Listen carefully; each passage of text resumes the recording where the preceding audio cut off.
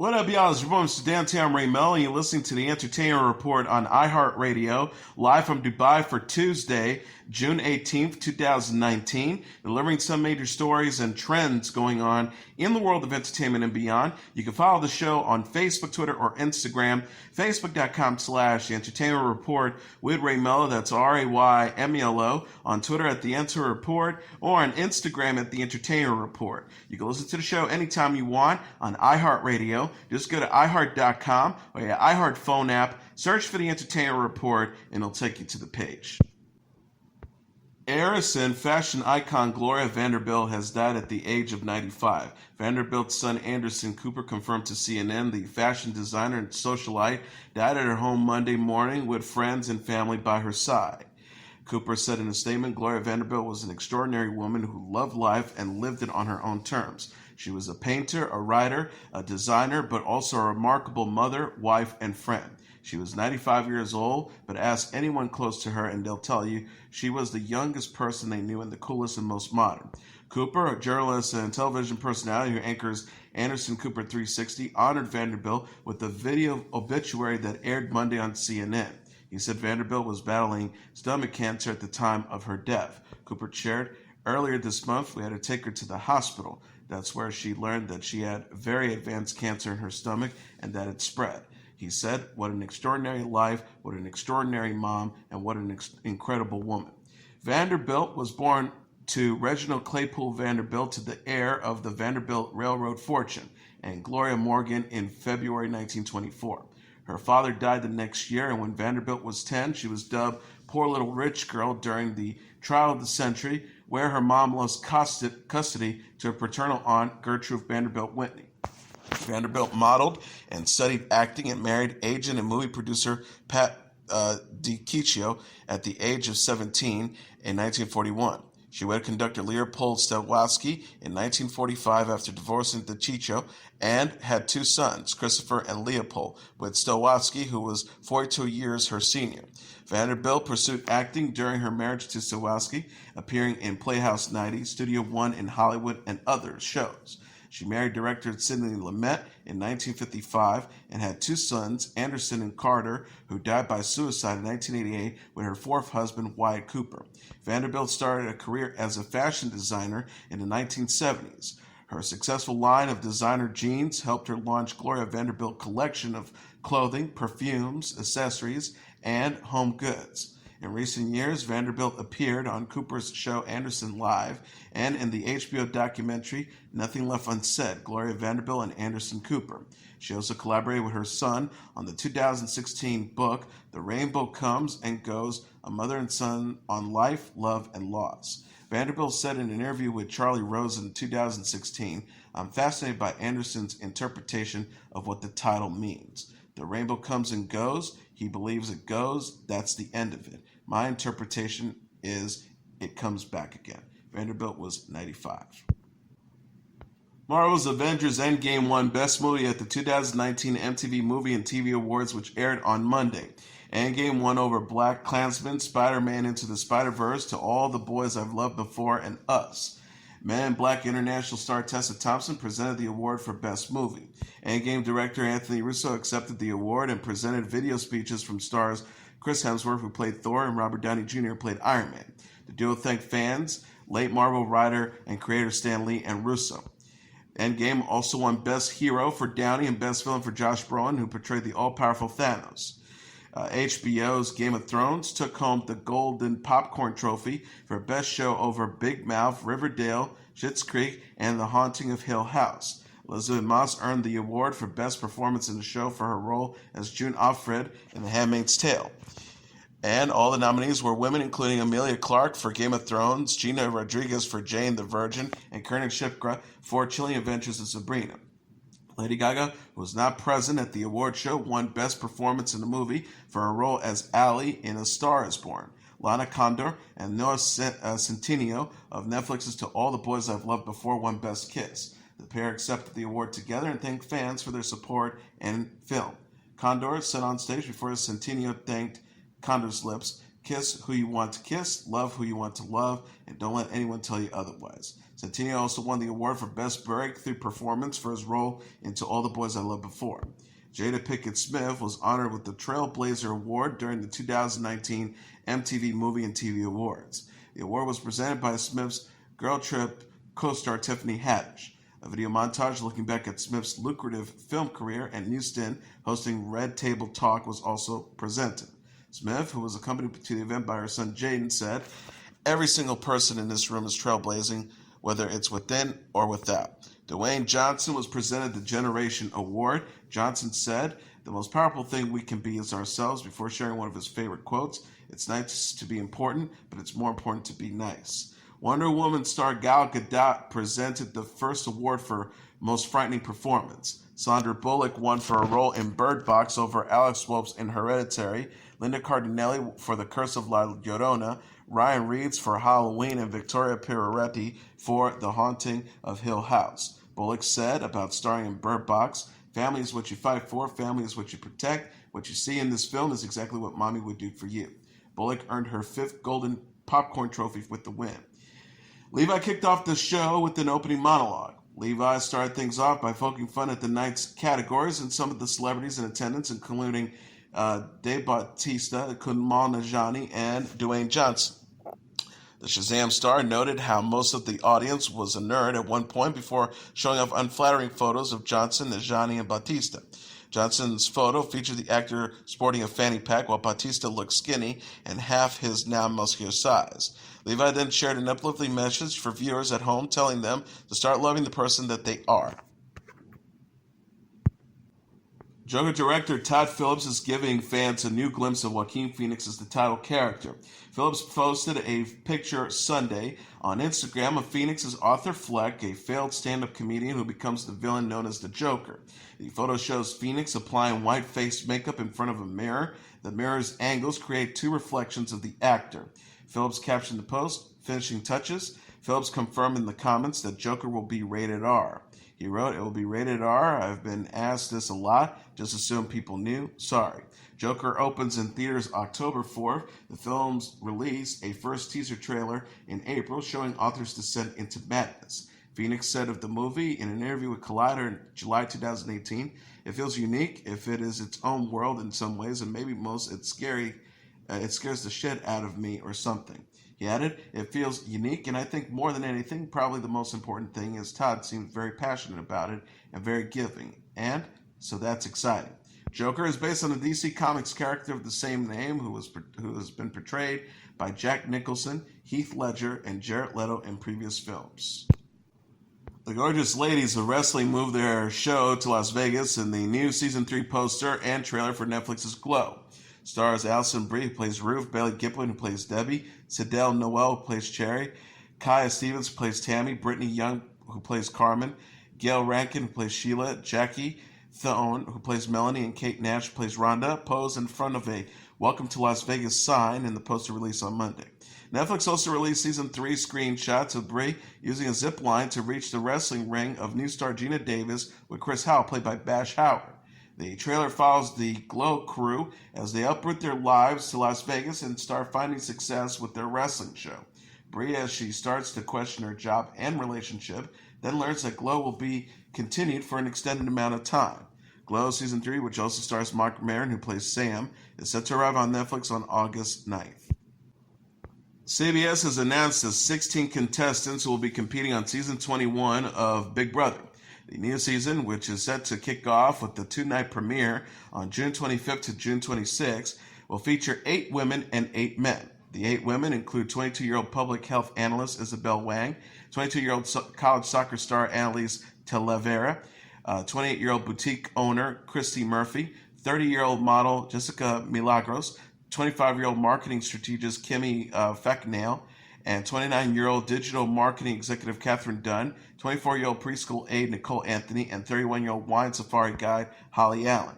The band consists of 29-year-old photographer David Alexander, 28-year-old Broadway dancer Tommy Bracco, 53-year-old petroleum engineer Cliff Hogg III, 22-year-old college student Ovi Kabir, 27-year-old therapist Nick Marcacroni, 28-year-old fitness trainer Jack Matthews, 23-year-old server Jackson Mitchie, and 31-year-old truck driver Sam Smith. Wang, who describes herself as spontaneous, reckless, and generous, says her strategy for winning Big Brother is bribery. Bracco, meanwhile, describes himself as being optimistic, driven, and over the top, and says that his plan for winning involves becoming the Italian mother of the house who cares for others as no one votes out that person. The series wraps up Celebrity Big Brother in February with Tamar Braxton winning.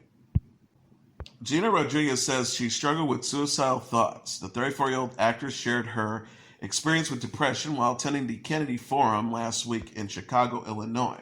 Rodriguez spoke to NBC News correspondent Kate Snow at the Mental Health Forum June 11th. They aired a segment of Rodriguez and Snow's conversation Monday. Rodriguez told Snow, "I think I started struggling with depression around 16. I started dealing with the idea of everything's going to be better when I'm gone. Life will be easier. All the woes will be away, all the problems. Then I wouldn't have to fail or succeed. Then all of this mounting pressure would go away." She says, "I felt that before, not too long ago. It's a very real feeling. It's a new territory. For me, it was very new territory. It's the reason I took this talk." The Jane the Virgin star urged people to openly discuss mental health and support those who are struggling.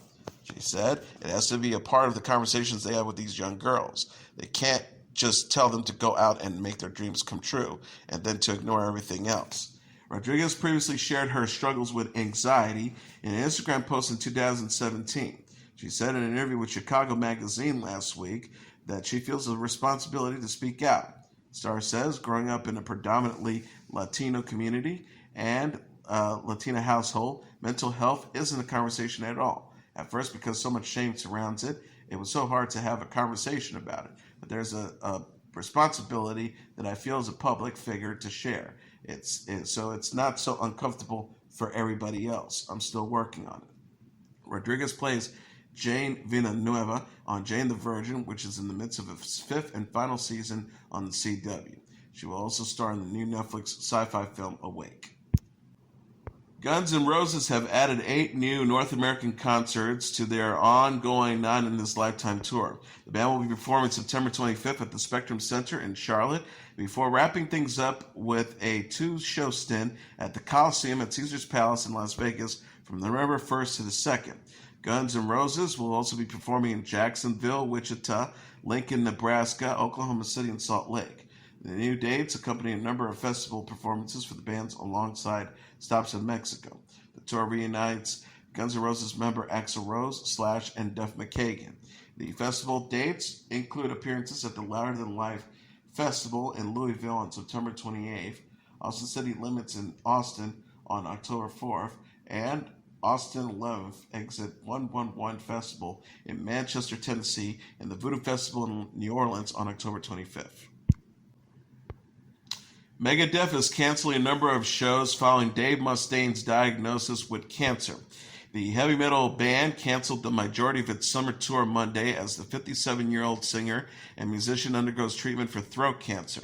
Mustaine, who co-founded Megadeth with bassist David Ellefson in 1983, shared the news in an Instagram post Monday. He said, "I've been diagnosed with throat cancer. It's clearly something to be respected and face head on, but I've faced obstacles before. I'm working closely with my doctors, and we've mapped out a treatment plan which they feel has a 90% success rate." He says, "Unfortunately, this requires that we cancel most of the shows this year. The 2019 Mega Cruise will happen, and the band will be a part of something in its form. All up-to-date information will be Megadeth.com as we get it. Megadeth will be back on the road ASAP." Mustaine says he and his bandmates Ellefson, Kiko Luriatero, and Kirk Vanderburen are working on a new album, the follow-up to 2016's Dystopia. He promised to, quote, "keep everyone posted about his health." The star says, "I'm so thankful for my whole team, family, doctors, band members, and trainers, and more." Megadeth had several shows scheduled for the summer, including the August 9th performance at the Illinois State Fair. Fair manager Kevin Gordon said in a statement to NBC5, "While we are obviously disappointed that Megadeth won't be playing the Illinois State Festival, our main concern is for Dave Mustaine. We wish him a full recovery and look forward to having Megadeth back to the Illinois State Fair. The Mega Cruise, a cruise which stops in San Diego, California, and Ensenada, Mexico, scheduled to place on October 13th to the 19th.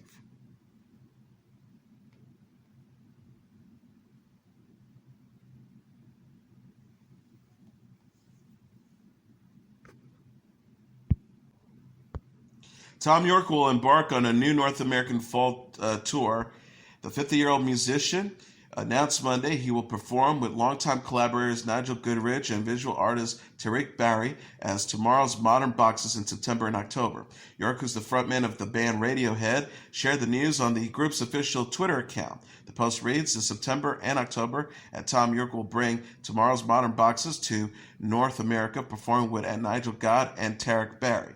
Tomorrow's Modern Boxes is the title of Yorke's second solo album, which was released in September 2014. Yorke, Goodrich, and Barry first promoted the project with the tour in the UK, Europe, and Japan in 2015. Tomorrow's Modern Boxes was released as a reissue in December 2017. Yorke, Goodrich, and Barry subsequently made their U.S. debut with shows in Los Angeles, Oakland, California, and Houston. The North American portion of Yorke's new tour kicks off September 26 in Laval, Quebec, and comes to a close October 29 in Los Angeles. Variety said that the show will feature songs from, quote, Yorke's solo albums, his Project Atom of Peace album Amok, and new and unreleased materials. Yorke and Radiohead shared previously unreleased recordings last week after an unknown person hacked Yorke's mini disc archive. The band released the music on Bandcamp to aid climate activist Extinction Rebellion. Shania Twain will return to Las Vegas in a new residency show. The 53-year-old singer announced during Monday's episode of Good Morning America she will kick off her Let's Go residency show at the Zappos Theater at Planet Hollywood in December. Twain told host Robin Roberts, "We're having a party in Las Vegas. I'm going to have a new residency for 2 years. December 6th will be the first show. The tickets go on sale Friday." She teased, "It's going to be a party like I've never had before. It's about let your hair down, shake it out, party together, celebrate that I've had these fans all of these years." Twain says Let's Go will have a celebratory theme and a lot of dancing and interaction. She shared, "I'm building a dance floor in my saloon on the stage." Twain previously had her Shania Still the One residency show at the Coliseum and Caesar's Palace, which ran from 2012 to 2014. Twain was diagnosed with dysophonia, a vocal cord disorder, in 2011 and later said she had Lyme disease. The star told Star told Roberts, "I'm doing so much better. I'm in a much more positive spirit."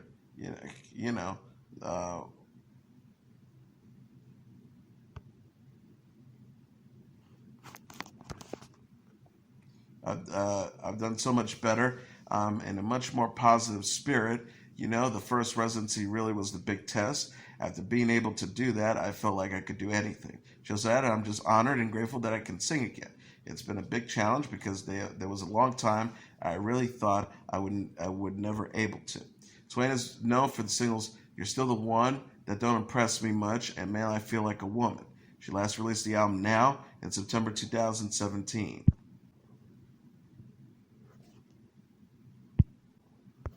Taylor Swift released the music video for her latest single, "You Need to Calm Down." The video released Monday features cameos from stars such as Ellen DeGeneres, RuPaul, Modern Family's Jesse Tyler Ferguson, and his husband Justin Makita. The cast of Queer Eye, Ryan Reynolds, Orange is the New Black's Laverne Cox, Billy Porter, Adam Lambert, Sierra Adam Rippon, Haley Kiyoko, Tyreek Hall, Chester Lockhart, Dexter Mayfield, and YouTuber Hannah Hart. Katy Perry also makes an appearance while wearing a hamburger outfit. Perry is featured hugging Swift, who is wearing a French fry outfit, symbolizing how the pop stars have ended their long-time feud. The video starts with Swift setting her mobile home on fire before enjoying an outdoor party. She then joins her neighbors around the trailer park for a number of activities that included a wedding and a fashion show, all while ignoring a group of protesters. The track features a pro-LGBT message and makes reference to GLAAD. Swift sings, "You just need to take several seats and then try to restore the peace and control your urges to scream about all the people you hate, because shade never make anybody less gay. You need to calm down" is set to appear on Swift's upcoming 7th studio album titled Lover, which is set for release on August 23rd. The album will feature the album will also contain the singles "Me," featuring Panic at the Disco frontman Brendan Urie. Swift gave a surprise performance at the Stonewall Inn on Friday in New York. The Stonewall riot sparked the gay pride movement in New York City, and after a police raid and clashed with gay patrons at the location in 1969. And as your entertainment report for Tuesday, June 18th, 2019, I'm your host, Mr. Downtown Ray Melo. I'll be back tomorrow to deliver some major stories and trends going on in the world of entertainment and beyond. You can follow the show on Facebook, Twitter, or Instagram. Facebook.com/The Entertainment Report with Ray Melo. That's RAYMELO. On Twitter at The Enter Report, or on Instagram at The Entertainment Report. You can listen to this episode or any previous episodes of The Entertainment Report anytime you want on iHeartRadio. Just go to iHeart.com or your iHeart phone app, search for The Entertainment Report, and it'll take you to the page. Good night, and God bless you all.